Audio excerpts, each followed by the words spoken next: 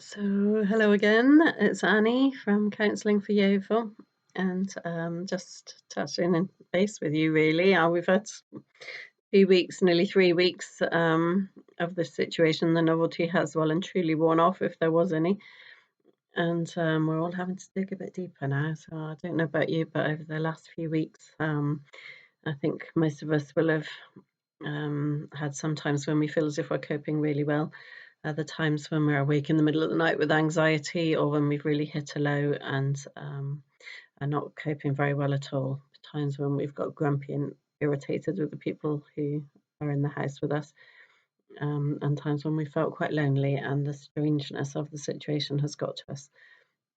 So, so here we are, ups and downs. Some of us might be really busy and are quite stressed, and others of us have lots more time than we're used to. Some of us are stuck in the house with people who might drive us around the bend, and other people are completely on their own. I don't know if you have noticed in the queues outside the shops that people are being, I think, friendlier, more communicative than usual. And the other day I spoke with a lady who said she would love just anybody, even someone really annoying, to be sharing her house with her, because she's completely on her own in the house. The only time she speaks to people is when she comes out to do the shopping, and she feels by the end of the day terrible. And so we spoke for about 15 minutes in a queue, and afterwards she thanked me and said she felt so much better just from that, and how sad that that's the only communication she was going to get. So let's not assume everybody's surrounded by lovely people who they can FaceTime with. I don't think they all are, and this is really tough. We're social beings. Human beings are social beings, and it is unnatural for us to have to be isolated from each other. So it's really tough. Um, I've spoken to a few people who have been talking about what they're going to do when all this is over. And they range from pub crawls to hug crawls, which I thought was a lovely idea. Come visit everybody and give them a hug. Because if you're on your own and you're not allowed out to see friends, you're not getting any hugs, and that is tough too. Of course, we're all different. One person I spoke to lives on their own, said, "How are you getting on?" He said, "Well, you know me, I'm really antisocial at the best of times, so actually I'm coping fine. It's not very different." Um, and he genuinely meant it. I think he's not noticing a huge difference. But for many of us, we're digging deep now. We're having to find something new to cope with. We've all been thrown out of our usual patterns, haven't we? And we're having to find a new way of doing this.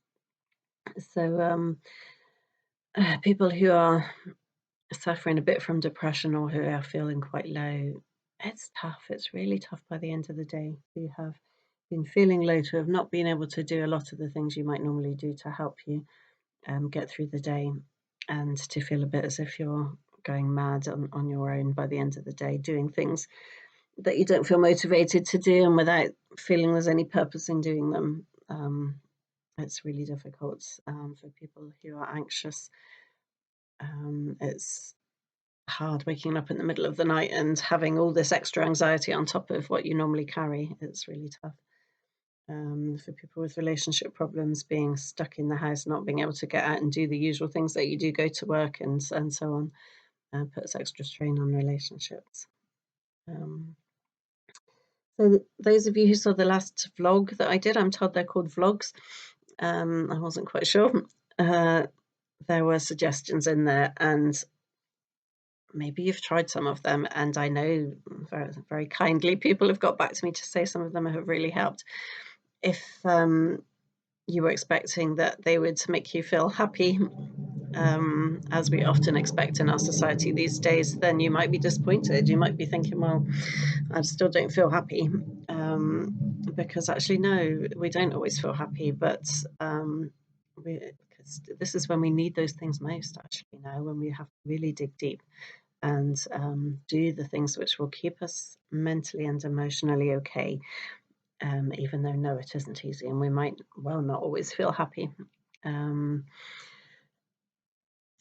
of the things that I mentioned last time was hints for changing your mood if you hit a real low. And I think one thing could be just changing your circumstances. So going outside if you can in the garden, opening a window, but also things like just going and getting yourself a cup of tea, changing where you're sitting, changing the activity that you're doing. If you feel like you can't put another piece in a jigsaw puzzle because you'll scream, then put something on the television or get a book. Try and just change things up a bit. It's so easy to get stuck in a rut, um, and feel worse and worse, but not quite do what we need to do to change things up. Um, so changing your situation, even changing your temperature, having a shower, getting a hot water bottle, drinking an iced drink, something which changes your temperature, opening the window, all of those things can really help. I think, can't find it now. Having a list when you're in a good place, drawing up a list of things that you could do when you're in a not such a good place. Now, I say it, do it when you're in a good place, because when you're in a good place, you think, oh, well, while I've got this extra time, I would really like to learn to play the piano or practice it or write a poem or something. I've always, oh, well, yes, I could get my knitting out and I could do that. I could do some artwork. Why don't I do some sketching? I haven't done that for years. You can think of lots of things when you're in a good place. Once you get into that bogged down, not so good place, it's really hard to think of those things. Or you think of them and you just can't be bothered, or they don't feel worth it, or you decide, well, I'm no good at that anyway, so what's the point? So don't wait until you're not in a good place. Do it when you're in a good place. Draw your list up and then you can draw on it. It'll be a great thing just to grab hold of and to have your ideas ready to put into action. I think make contacts when you're not in a good place. Don't keep it to yourself. I've been so impressed by people that have been brave enough to put on the group WhatsApps or to say, actually, I'm really struggling today. It's been so hard. I'm so anxious or I'm so low. It's been really hard today. When you're brave enough to share that, it helps all of us. It helps everybody around us to feel that they can share as well. And we can support each other. You know, when someone's done that, other people have immediately come in. Oh, I'm praying for you, and can I help? And what can we do? It's heartwarming to see how people respond when we're brave enough to do that. We can't change the circumstances always, but we can change our attitude towards them. This is, I know I've mentioned them before, but this is where our war survivors can teach us a thing or two. Digging deep and finding joy in the small things and having the right attitude. If you had the Queen talking, and she was talking about our great British spirit of our humour and our sort of, I can't remember the exact words that she used, but really good words about the way we dig deep and have the right attitude in difficult circumstances. So there's a few more thoughts. Prayer, if you're a praying person, prayer from a desperate place is probably the most honest prayers you're ever going to pray. You know, just crying out to God from a place where you feel driven mad by anxiety or just so wound up and stressed or so low. Crying out to God from those places is immensely powerful. So if that's your thing, then do that. You don't need to be in the right place or in the right mood or have the right words.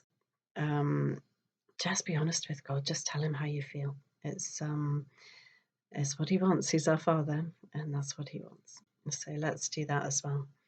I don't think I've missed anything from what I meant to say this time. I think that's quite enough for once, and I hope it's helpful. I'll be putting up a few other things soon about specifically about sleep problems and anxiety and depression and things like that, and relationships probably. So I'll see you again soon. Take care. Bye bye.